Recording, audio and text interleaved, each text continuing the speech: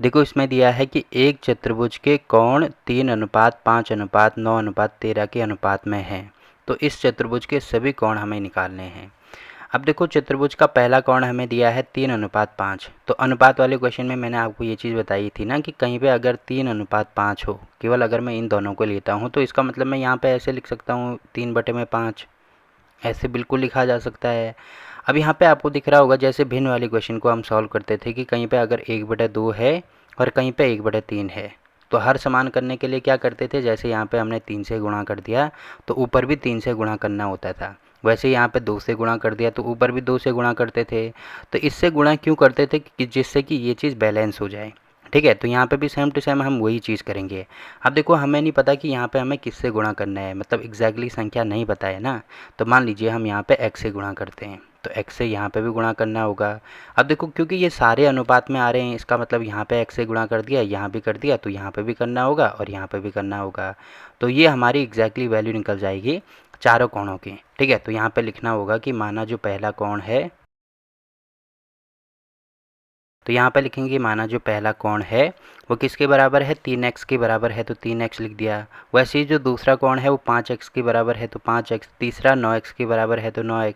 और चौथा 13x के बराबर है, तो यहाँ पे 13x लिख दिया। ठीक है, अब देखो इसके चारों कोण हमने निकाल दिए और हमें ये चीज़ पता है कि चतुर्भुज के चारों अंतःकोणों का योग कितना होता है, 360 होता है। अगर आपको पता था तो अच्छी बात है, नहीं पता है तो यहाँ पे इसको याद कर लीजिए कि जैसे त्रिभुज के तीनों अंतःकोणों का योग कितना होता है, 180 होता है, वैसे चतुर्भुज के चारों अंतःकोणों का योग 360 होता है। तो यहाँ पे ये चीज़ भी लिखनी होगी कि चतुर्भुज के चारों अंतःकोणों का योग 360 होता है। अब देखो इसके चारों कोण कौन कौन से हैं, ये वाले हैं, मतलब पहला कोण 3x है, दूसरा कोण 5x है, तीसरा कोण 9x है और लास्ट वाला 13x है। तो इनका योग मतलब इन सबको आपस में जोड़ना है, तो इनका योग किसके बराबर आ जाएगा, 360 के बराबर आ जाएगा। ठीक है, अब इनको जोड़ेंगे तो आपको दिख रहा होगा x सब में है, तो x को अगर मैं यहाँ से कॉमन लेता हूँ तो ये कितना हो जाएगा, यहाँ पे 3 बचेगा, यहाँ पे 5, यहाँ पे 9 और यहाँ पे 13। ठीक है, बराबर ये हो जाएगा 360 के। अब इनको जोड़ेंगे तो ये कितना हो जाएगा, 5 और 3 8, 8 और 9 हो जाएगा 17, 17 और 13 कितना हो जाएगा हमारा, ये हो जाएगा 30 के बराबर, यानी ये हो जाएगा 30x बराबर 360 के।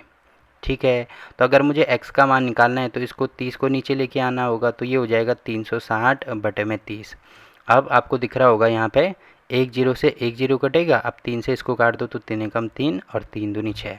तो मतलब x का मान हमारा निकला कितना, 12। तो x का मान 12 आ गया। अब यहाँ पर मान रखना शुरू कर दो। देखो x का मान हमने 12 लिखा है, तो ये हो जाएगा 3 गुणा 12।